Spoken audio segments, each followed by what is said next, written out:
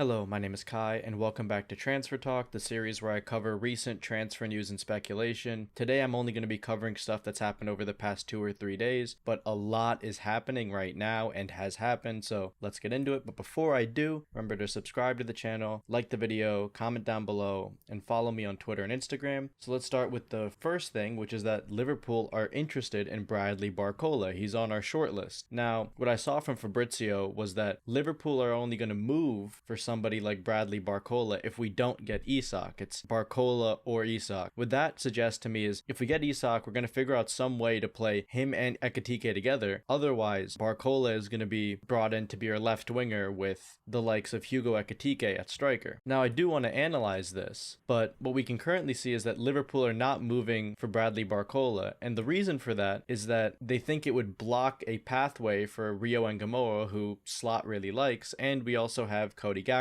So unless we could offload Gakpo, there's no reason why we would sign somebody like Bradley Barcola. But if we were to go ahead and sign Barcola, it looks like PSG would then go for Rodrigo, who is somebody that we were linked to. I want to briefly talk about why I think Barcola would actually be good for both Liverpool and PSG, because if PSG can get Rodrigo, I think it would make much more sense for them. So I'm actually going to go through both pitches at the moment and show you what I mean.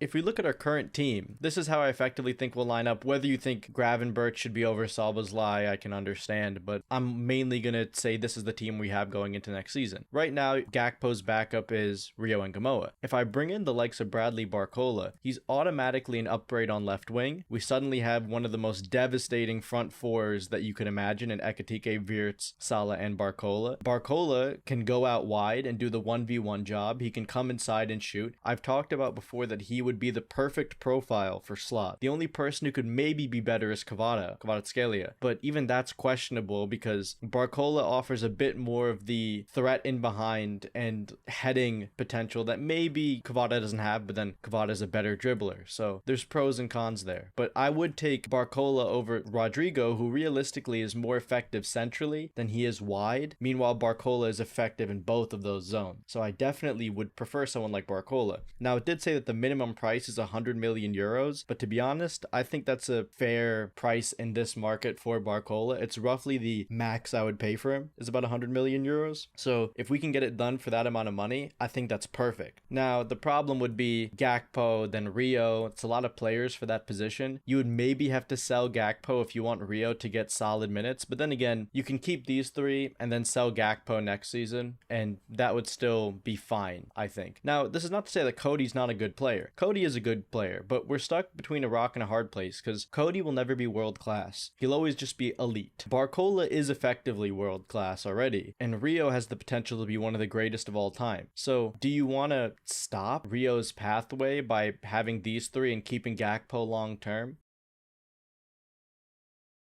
And I think Gakpo would end up being the casualty. And it's not like this isn't a bad arrangement right now. This is doable. We could have this as our left wing like cover because we have these three over here. We have Ekitike, Wirtz, and Salah. But if you can bring in Barcola, I would look for some way to offload Gakpo this window or the next window. Now, why I think this actually makes a lot of sense for PSG, it's not just us who we have, Fabian Ruiz. Of course, you can replace him with the likes of Warren Zaire-Emery if you want, but let's just say this is the team. I personally think the problem they have right now is their best front three is probably Dembele out wide with Barcola at striker, but this is something that we don't really see Enrique do as much. He kind of keeps putting Dembele centrally, and then I don't really like having Kvaratskhelia on the right wing. I think if you bring in Rodrigo, the benefit that you get immediately is Rodrigo thrives as a false nine or as a second striker. I think it's his best position, and he can still play the PSG style where he can be on the left or the right, but he's much more suited for this central position, and I think this is probably the best front three for an Enrique team. Rodrigo, Kvaratskhelia, Dembele is probably the best you could do, and of course Barcola would be good here too, but now you can have Doué and keep him happy, and instead of Barcola, you have someone who's an even better fit to how Enrique plays, and we get a player in Barcola who would be a better fit than Rodrigo for how we want to play. So for both of our teams, this benefits us. I see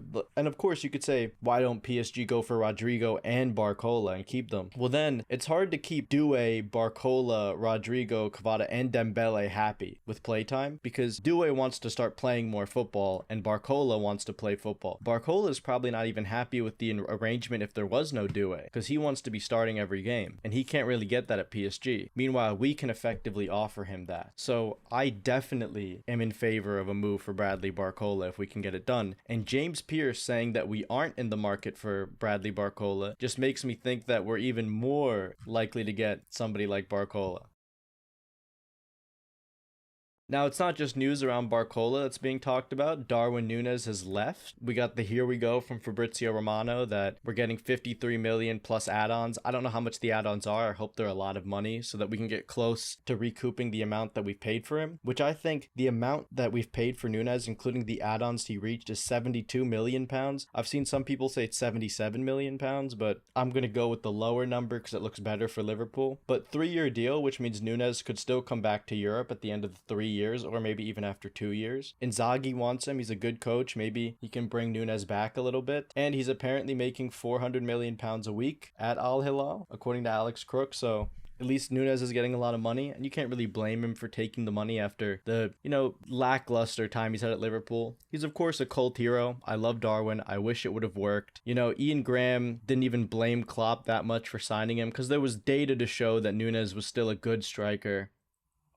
Ultimately, it didn't work out. If Nunez had Cavani's brain, he could be as good as R9, in my opinion, because he has all the physical attributes and everything. It's just the brain. He doesn't know when to finish, doesn't know when to shoot, doesn't think about things correctly. Hopefully, that'll improve with time, but, I enjoyed having Darwin in the team. Yeah, he missed, but the chances he created, the types of goals he scored, he was a fun player for that time, and it really shows Liverpool graduating to, a new level now that we have the likes of Ekitike and Wirtz and maybe Barcola. So I think ultimately I wish him well and I hope he has a good career.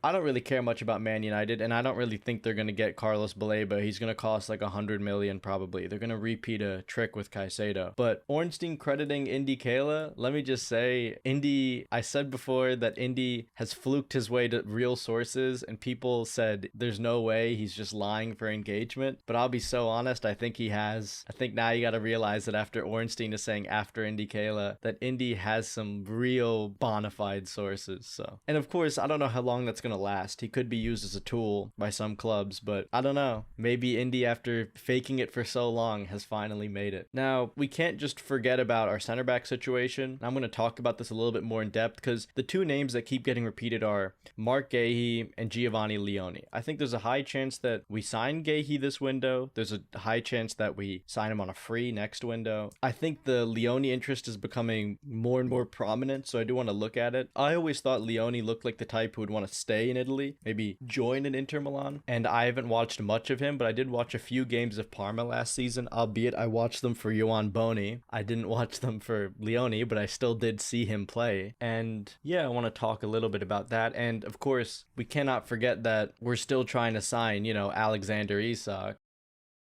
So before I talk about the center backs, I still don't know how we're really going to play with Isak. I've talked about a couple of times you could have a front two or you could have him out wide. And I will discuss this a little bit too when I'm talking about the center backs. But it's, Isak or Barcola. I think Sesko going to Man U, if that does end up happening, I think Newcastle will still look to sign like a Yohan Wissa, a Samu, a Watkins. They'll look for two strikers that they can bring in, an older veteran and a younger player to back them up. I think that's still going to happen. I think there's a low likelihood he really reintegrates himself into the squad at this point. So I do think we get him, but then the problem is, just figuring out where he would play. But yeah, let's go to the tactics board again. Here we go. Let's take Bradley Barcola off. Yeah, let's put Rio here for a little bit. Let's bring in Alexander Isak. So where would he play? Well, you could put Ekitike left wing and Isak here. Ekitike left wing's a little weird. You could say, oh, he's doing the Feyenoord thing. It's like 2 10s, but Ekitike is not really a 10. He just links up play. So one idea, and when I post the video later today about Liverpool versus Athletic Bilbao, something that you saw was there were times where Ekitike would run into the channels and then Gakpo would fill in the space at the striker position. I wonder if that's a dynamic we're going to like. Maybe Isak runs into the channels, Ekitike moves in, and they keep interchanging. So you get these two kind of interchanging on the left-hand side. Vert's kind of doing whatever he wants centrally, maybe interchanging with them too. And then Salah and Frimpong just flipping positions. Maybe that's what Arne's version of the PSG style fluidity, that movement to total football, maybe that's what he sees.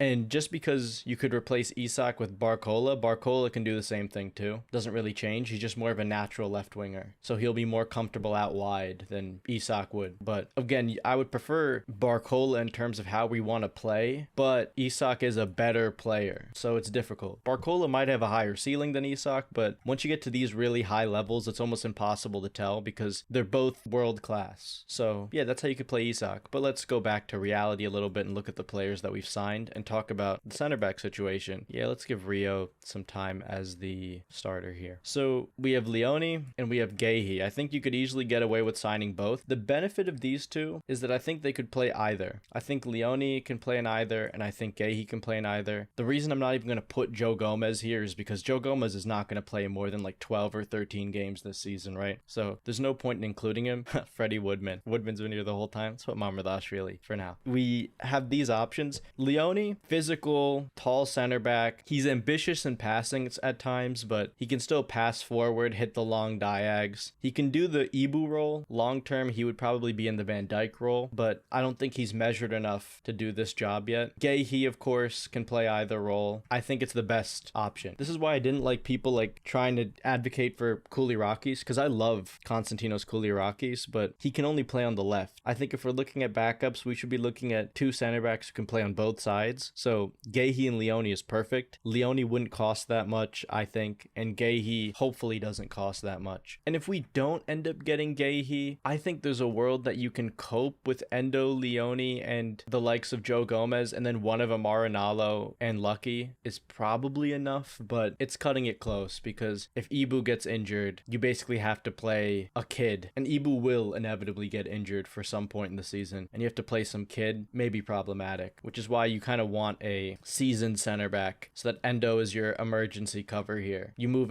Endo to like 6th choice center back or 5th if Gomez really never plays. That's more my speed. Makes sense from a squad planning perspective. So yeah, and now let's go back. The last bit of news that I have to look at is there were talks about Harvey Elliott going to RB Leipzig because Xavi Simons is potentially going to Chelsea, maybe somewhere else. What I'll say about this is I like this move for Harvey. I think he would flourish at RB Leipzig. I think he would do well with the pressing. He would struggle a bit with the physicality, but in the Bundesliga, a lot of technical footballers can kind of get by. I think in any league that's not the Prem, a lot of footballers like Harvey could get by. I think the Serie A would be even better for him, but I think the Bundesliga would be great.